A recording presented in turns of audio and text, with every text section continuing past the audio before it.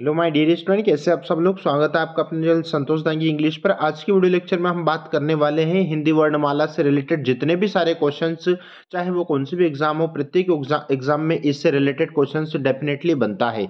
तो आज की वीडियो में हम बिल्कुल सब कुछ जानेंगे कि अल्प प्राण किसे कहा जाता है, महाप्राण किसे कहा जाता है, अघोष क्या होता है, साघोष किसे कहा जाता है, और इसमें अयोगवाह किसे माना जाता है, और हिंदी में लेखन के अनुसार कितने वर्ण होते हैं, उच्चारण के अनुसार कितने होते हैं, स्वरों की संख्या कितनी होती है, व्यंजनों की संख्या कितनी होती है, अंतस्तः व्यंजन कौन सा होता है और उसमें व्यंजन कौन सा है, सारा सब कुछ आज के इस वीडियो में हम जानेंगे। तो पहले चीज तो हम ये समझेंगे यहाँ पर कि वर्णमाला से रिलेटेड यहाँ पर क्वेश्चंस बिल्कुल बनता है। हम देखेंगे यहाँ पर वर्णमाला किसे कहते हैं, तो वर्णों का जो समूह होता है उसे ही वर्णमाला कहा जाता है। ठीक है, अब यहाँ पर 48 वर्ण होते हैं और 11 स्वर होते हैं। अब आप यूं सोचेंगे कि कभी कभी एग्जाम में ये भी पूछ लिया जाता है कि 52 स्वर होते हैं कि 48 होते हैं या 44 होते हैं। तो बिल्कुल यहाँ पर मैं आपके जितने भी सारे डाउट मैं बिल्कुल क्लियर करूंगा।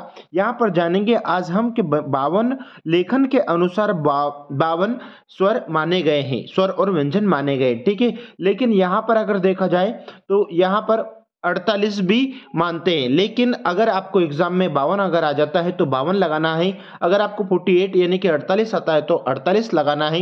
लेकिन यहाँ पर देखा जाए तो व्यंजनों की संख्या अगर पूछी जाए तो यहाँ पर 33 आपको लगाना है, और अगर स्वरों की संख्या अगर पूछे तो आपको 11 यानी कि 11 लगाना है। अब आप यहाँ जानेंगे कि यहाँ पर वैसे तो स्वर और व्यंजनों की संख्या टोटल 44 मानी गई है, लेकिन अगर इसमें 4 और जोड़ दिया जाए, 4 कौन कौन से जोड़ दिया जाए, जिसमें आपको यहाँ पर 2 तो ये उच्छित स्वर उच्छित हैं और 2 आपके अयोगवाह यानी कि डा और डा जो भी आप बोलते हैं इनको, और आहा ये दोनों आपके अयोगवाह हैं। अगर इन 2 और इनको जोड़ दिया जाए तो ये टोटल आपके उच्चारण की दृष्टि से इन्हें 48 माना जाएगा। ठीक है, तो यहाँ पर आपके इस प्रकार के क्वेश्चंस बन सकते हैं। अब जानेंगे यहाँ पर स्वर 3 प्रकार के होते हैं। स्वर कितने प्रकार के होते हैं? 3 प्रकार के होते हैं। पहला होता है आपका ह्रस्व स्वर, दूसरा होता है आपका दीर्घ स्वर, और तीसरा होता है आपका प्लोथ। अब ये इसको किस प्रकार से जानते हैं, तो अगर आपको बोलने में बिना जोर के अगर आप बोलते हैं तो वहां पर आपका जैसे कि या फिर जो छोटा होता है वही हमारा ह्रस्व स्वर होता है, जो कि यहाँ पर मैंने लिख रखा है। इसके बाद में इनकी संख्या कितनी होती है, तो ह्रस्व स्वरों की संख्या होती है बच्चों यहाँ पर चार होती है। ठीक है, अगर आपसे ये पूछा जाए कि दीर्घ स्वरों की संख्या कितनी होती है, तो दीर्घ स्वरों की संख्या होती है आपकी 7 होती है, जो कि दीर्घ का मतलब होता है बड़ा, दीर्घ का मतलब होता है बड़ा। अब जितने भी सारे ये वर्ड लिखे हैं ये सारे के सारे वर्ड दीर्घ स्वर के अंतर्गत आते हैं। प्लुत किसे कहा जाता है, तो यहाँ पर जो 3 वर्णों से मिलकर जो शब्द बनता है वह आपका प्लुत स्वर होता है। अब जानेंगे यहाँ पर मैंने ऊपर भी आपको बताया है उच्छिप्त स्वर कौन सा होता है, तो ये दोनों आपके व्यंजन जो हैं ये उच्छिप्त के अंतर्गत आते हैं, किंतु अयोगवाह अम और आहा ये अयोगवाह के अंतर्गत आता है। कभी कभी आपसे प्रश्न पूछ लें कि अम और आहा इनमें ये बताना है कि आपका अनुस्वार कौन सा है और विसर्ग कौन सा है, तो जिसके अंदर ऊपर जो बिंदी लगी हुई होती है वो आपका अनुस्वार होता है, और जिसके पीछे 2 डॉट लगे हुए होते हैं ये आपका विसर्ग होता है। ठीक है, आगे देख लीजिए। अब जानेंगे हम व्यंजन। वह व्यंजन किसे कहा जाता है, तो व्यंजन जानेंगे हम कि जिन वर्णों का उच्चारण स्वर की सहायता से होता है, जिन वर्णों का उच्चारण स्वर की सहायता से होता है उसे व्यंजन कहते हैं। स्वर में बिना किसी व्यंजन की सहायता से डायरेक्टली स्वर बोला जाता है, किंतु व्यंजन में आपको एक स्वर लेना पड़ेगा तब ही जाकर आपको व्यंजन वर्ण बोल पाएंगे। ये 3 प्रकार के होते हैं। व्यंजन स्वर्ण व्यंजन कितने प्रकार के होते हैं, यानी कि 3 प्रकार के होते हैं। पहला अगर देखा जाए कि यहाँ पर स्पर्श व्यंजन होता है, दूसरा अगर देखा जाए तो अंतस्तः होता है, और तीसरा अगर देखा जाए तो उसमें व्यंजन होता है। अब ये इनका प्रयोग कहाँ कहाँ किया जाता है और क्या होता है, तो यहाँ पर इस वर्णमाला के अनुसार हम संपूर्ण सारा जानकारी मैं आपको इस वीडियो में दूंगा। यहाँ पर मैंने आपको का वर्ग, चा वर्ग, टा वर्ग, ता वर्ग और पा वर्ग, यानी कि कु, चू, टू, तू, पू भी इनको बोला जाता है। ये 5 हमारे वर्ग हैं। अन्य पांचों वर्ग को, अगर ये जितने भी सारे वर्ग हैं और अगर इन पांचों वर्ग को, यानी कि एक श्रृंखला में 5 वर्ण हैं और इधर भी देखा जाए तो ये 5 हैं, अगर हम इनको अगर इंटू करते हैं तो ये जो 25 हो जाते हैं, ये 25 बच्चों आपके स्पर्श व्यंजन हो जाएंगे। 25 क्या हो जाएंगे आपके स्पर्श व्यंजन। यानी कि यहाँ पर हमारा पहला जो प्रश्न बन रहा है, यानी कि स्पर्श व्यंजनों की संख्या आपसे पूछी जाए तो स्पर्श व्यंजनों की संख्या बच्चों होती है 25। ठीक है, यानी कि 25 आपकी स्पर्श व्यंजनों की संख्या हो जाएगी। अब जानेंगे यहाँ पर कि इनमें से यहाँ पर ये जो क च ट त प, ये पांचों जो वर्ण हैं इनको आपको ये कंठ से, यानी कि जितने भी सारे वर्ण हैं ये कंठ से बोले जाते हैं। ये सारे वर्ण आपके तालु से बोले जाएंगे। ये सभी वर्ण आपके मूर्धा होते हैं और ये सारे वर्ण आपके दंत होते हैं और ये सारे वर्ण आपके ओष्ठ होते हैं। कभी कभी क्वेश्चंस आपके यहाँ से भी बन जाता है कि कंठ से बोलने वाले वर्ण को बताइए, तालु से बोलने वाले वर्ण को बताइए, मूर्धा से बोलने वाले वर्ण को बताइए, दंत से वर्ण कौन सा बोला जाता है, ओष्ठ से वर्ण कौन सा बोला जाता है। यहाँ पर भी आपका क्वेश्चन से बन सकता है। अब यहाँ पर एक चीज और मैं आपको सिखाऊंगा कि यहाँ पर हम देखेंगे कि आघोष और सघोष कौन सा होता है।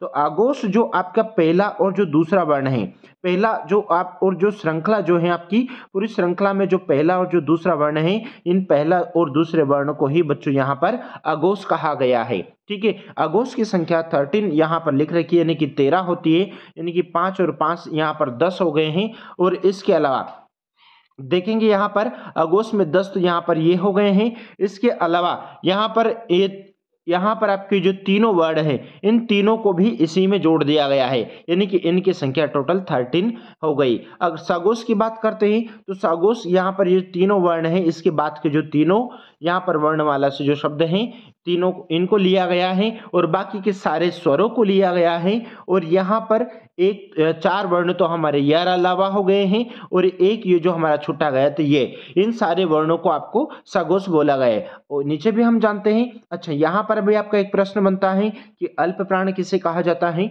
और महाप्राण किसे कहा जाता है। तो ये वाला कॉन्सेप्ट भी मैं क्लियर कर देता हूँ। यानी कि आपका जो वर्णमाला है, ये इस वर्णमाला में आपका पहला, तीसरा और पांचवा जो वर्ण है, पहला, तीसरा और पांचवा यहाँ पर लिख रखा है मैंने, पहला, तीसरा, पांचवा वर्ण है ना।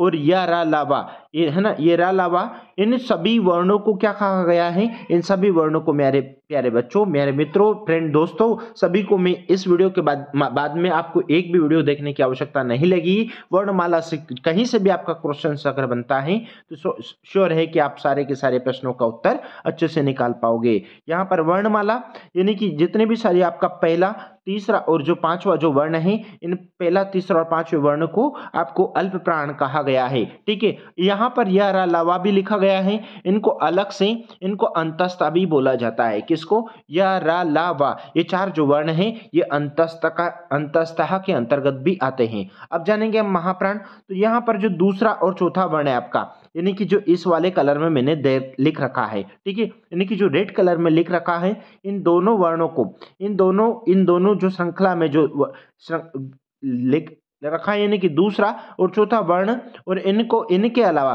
श, श, श और हा, है ना, इन सभी को क्या कहा गया है, इनको बोला गया है दोस्तों, इनको महाप्राण बोला गया है। और यहाँ पर अगर प्रश्न ये पूछ लिया जाए कि उष्म व्यंजन किसे कहते हैं, तो श, श, श ये आपका उष्म व्यंजन भी होता है। ठीक है, यहाँ से आपकी जितने भी सारे कॉन्सेप्ट क्लियर हो गए होंगे। अगर आपसे एक यहाँ पर फिर मैं समझा रहा हूँ अलग से आपको कि यह अलावा ये आपके अंतस्थ व्यंजन हो जाएंगे और शा शा शा हा आपका ये उष्म हो जाएगा। ठीक है, अब जानेंगे यहाँ पर कि आघोष और सघोष मैंने यहाँ पर एक बार और आपको कॉन्सेप्ट क्लियर करने के लिए अलग लिख रखा है।